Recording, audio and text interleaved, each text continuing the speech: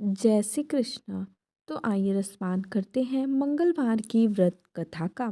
प्राचीन काल की बात है, एक नगरी में एक ब्राह्मण पति पत्नी रहते थे। उनके पास कोई भी संतान न होने की वजह से वह बहुत दुखी रहते थे।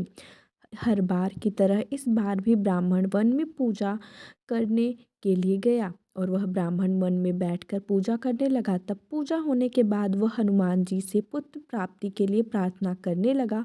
और दशरथ और उस ब्राह्मण की पत्नी भी अपने घर पर पुत्र की प्राप्ति के लिए हर मंगलवार का व्रत रखती थी और हर मंगलवार को व्रत के अंत में बजरंगबली को भोग लगाकर भोजन ग्रहण करती थी। व्रत के एक दिन वह ब्राह्मणी किसी कारण ना तो भोजन तैयार कर सकी और ना ही वह हनुमान जी को भोग लगा सकी। तभी उस दिन उस ब्राह्मणी ने प्रण लिया कि वह आने वाले अगले मंगलवार को हनुमान जी को भोग लगाकर ही अन्न ग्रहण करेगी।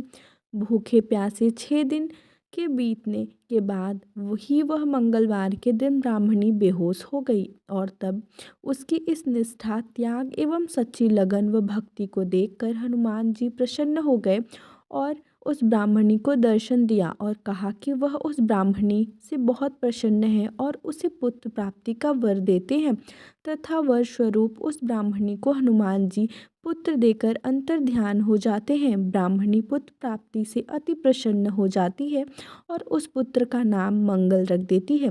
कुछ समय के बाद जब ब्राह्मण अपने घर वापस आया तो वह उस बालक को देखकर पूछता है कि यह बालक कौन है। तब उसकी पत्नी उस ब्राह्मण को पूरी कथा बताती है। वह ब्राह्मणी की बातों को छलपूर्ण जानकर उस ब्राह्मण ने अपनी पत्नी पर विश्वास नहीं किया।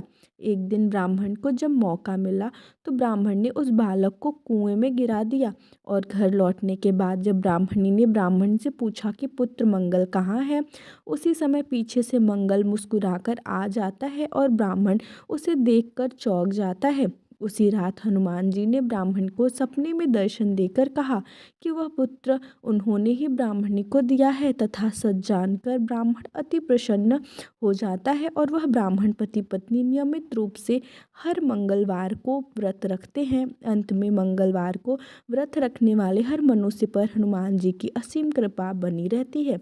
तो आइए जानते हैं मंगलवार व्रत की पूजा विधि। हनुमान जी का व्रत लगातार 21 मंगलवार करना चाहिए।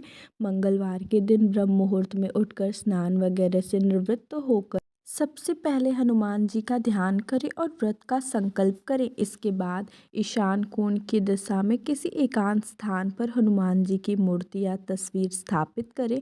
फिर गंगा जल की छींटे देकर उनका लाल कपड़ा धारण करवाएं। फिर पुष्प, रोली और अक्षत के छींटे दें। इसके बाद चमेली के तेल या दीपक जलाएं और तेल की कुछ छींटे मूर्ति या तस्वीर पर डाल दें। इसके बाद हनुमान जी को फूल अर्पित करें और अक्षत व फूल हाथ में रखकर उनकी कथा सुनें और हनुमान चालीसा और सुंदरकांड का पाठ भी करें। इसके बाद आप भोग लगाएं और अपनी मनोकामना बाबा से कहें और प्रसाद सभी में वितरण कर दें।